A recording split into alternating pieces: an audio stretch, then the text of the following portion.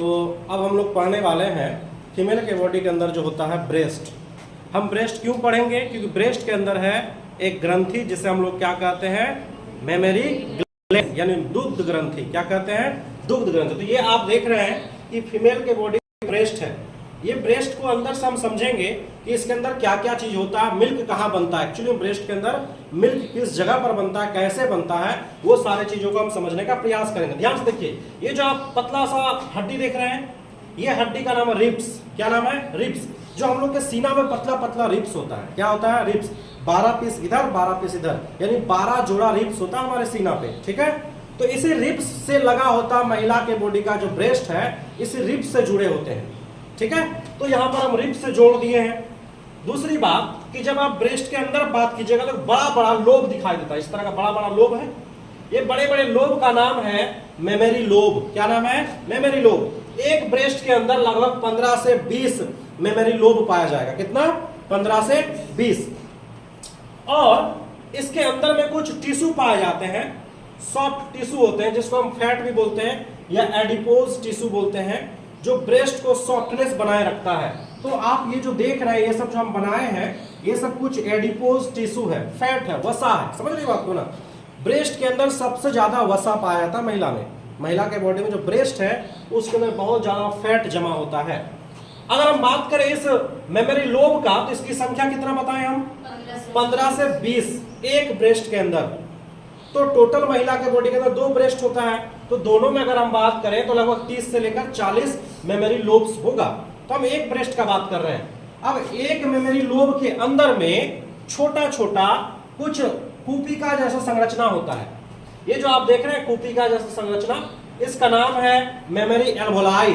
जैसे कि लंग्स के अंदर जो एयर सेक होता है, लंग्स के अंदर आप पढ़े होंगे ना, मनुष्य का जो लंग्स होता है बाबू, उस लंग्स के अंदर कुछ इस गुब्बारा जैसा इस तरह से संरचना होता है। गुब्बारा जैसा संरचना होता है। इस संरचना को हम लोग कहते हैं एयर सेक। क्या कहते हैं? एयर सेक, या इसको एल्वियोलाई भी कहा जाता है। एल्वियोलाई।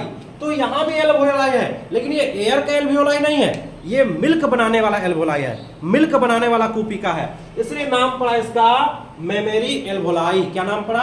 Memory alveoli. ये सब, और इसकी संख्या 3 से 4 हो सकती है। ठीक है, एक लोब के अंदर कितना होगा? 3 से 4। अब मेमोरी एल्वियोलाई के नीचे जो पतला सा डक्ट आया हुआ है, इसे हम लोग कहते हैं मेमोरी ट्यूब्यूल्स। क्या कहते हैं? मेमोरी। हम आपको बता रहे हैं कैसे। मान लीजिए यहां मिल्क बन रहा है, इस जगह पर मिल्क बन रहा है। महिला के बॉडी का मिल्क कहां बनता है? तो बोलेंगे मेमोरी एल्वियोलाई में मिल्क बन रहा है।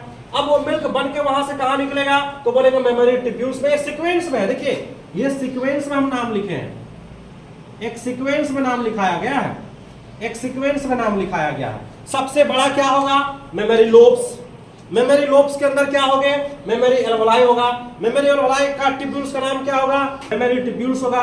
मेमोरी ट्यूब्यूल्स जब सारे एक जगह पर आ जाएगा, इसका मेमोरी ट्यूब्यूल्स, इसका मेमोरी ट्यूब्यूल्स और इसका मेमोरी ट्यूब्यूल्स, तीनों एक ही जगह पे आके खुलता है। देख रहे हो? और इस जगह का नाम है मेमोरी डक्ट। क्या नाम है? Memory duct. मेमोरी डक्ट आगे जाके हल्का सा फूल जाता है। देखिए हल्का सा फूल गया, और फूले हुए भाग को एम्पुला कहते हैं। आपको फेलोपियन ट्यूब में बताए थे कि फेलोपियन ट्यूब में जो यहाँ बीच में फूला हुआ हल्का सा भाग होता है, उसको भी क्या नाम दिए थे?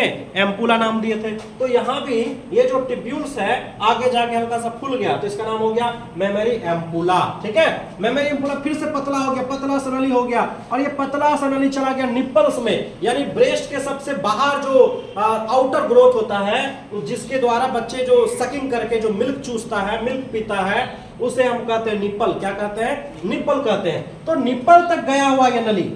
इसी प्रकार सभी नली जो गया हुआ, इस नली को नाम है लैक्टिफेरस डक्ट। लैक्टिफेरस डक्ट मतलब मिल्क की नली होती है, और ये सभी नली कहां पहुंचा हुआ है? निप्पल तक पहुंचा हुआ। समझ रहे बात को? तो जब बच्चा इस निप्पल को सक करेगा, जब बच्चा इस निप्पल को चूसेगा, तो मां के ब्रेन में एक सूचना जाएगा। ये निप्पल कनेक्ट है ब्रेन के साथ। किसके साथ कनेक्ट है? ब्रेन के साथ कनेक्ट है। मान लीजिए कि ये ब्रेन है, और ब्रेन से लटका हुआ एक ग्रंथि जिसको हम पीयूष ग्रंथि कहते हैं। क्या कहते हैं बाबू? पीयूष ग्रंथि। तो पीयूष ग्रंथि से एक हार्मोन निकलता है। क्या निकलता है? हार्मोन निकलता है।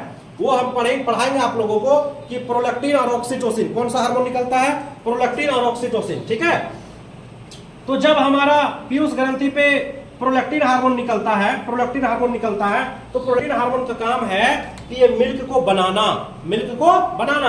अगर यहाँ पर मिल्क बन रहा है तो यहाँ पर कौन सा हार्मोन पड़ रहा है, प्रोलैक्टिन। और ये प्रोलैक्टिन कहां से आया है, पिट्यूटरी ग्लैंड से आया है। कहां से आया है, पिट्यूटरी ग्लैंड से आया है। तो पिट्यूटरी ग्लैंड से एक हार्मोन निकलता है, उस हार्मोन का नाम क्या है, प्रोलैक्टिन। और ये हार्मोन निकलकर आपके चला जाता है ब्रेस्ट के अंदर, और आपके ब्रेस्ट के अंदर चला जाता है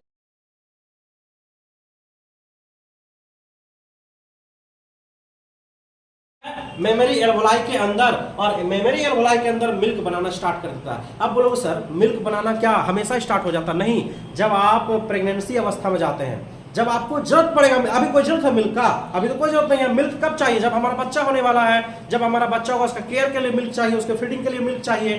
तो जब आप गर्भावस्था में हो जाइएगा तब लगभग 3 महीना के बाद जो है आपके बॉडी में मिल्क बनना स्टार्ट हो जाएगा।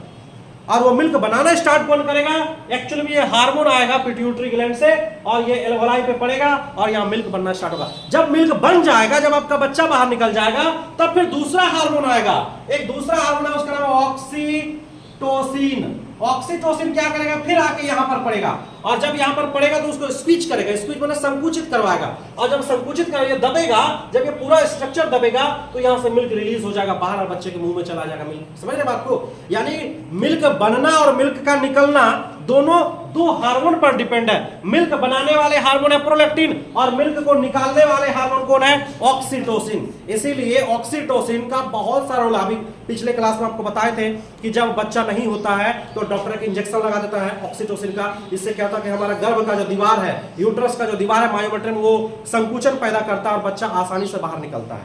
तो ऑक्सीटोसिन का बहुत सारा फंक्शन है जी।